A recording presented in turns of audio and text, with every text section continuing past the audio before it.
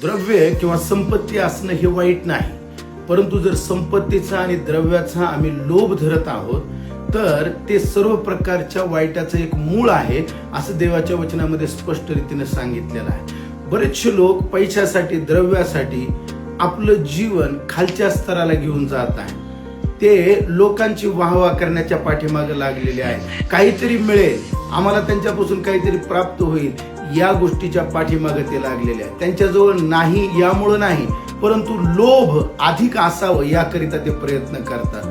त्यासाठी त्यांना नातं समजत नाहीये, त्यांना कुठल्या प्रकारची मैत्री समजायला तयार नाहीये, किंवा आपले कोण आणि दुसरे कोण या गोष्टीचा देखील त्यांना विचार यायला तयार नाही. फक्त केवळ आणि केवळ संपत्ती कशी प्राप्त व्हावी, द्रव्य कसं मिळवावं, या द्रव्यापोटी सर्व प्रकारच्या वाईट गोष्टीसाठी आपलं जीवन ते जगत आहे. प्रियांनो, आम्हाला देवाचं वचन 1 तिमोथेचा 6 अध्याय आणि 10व्या वचनामध्ये स्पष्ट रीतीने सांगतं की द्रव्याचा लोभ हे सर्व प्रकारच्या वाईटाचं एक मूळ आहे.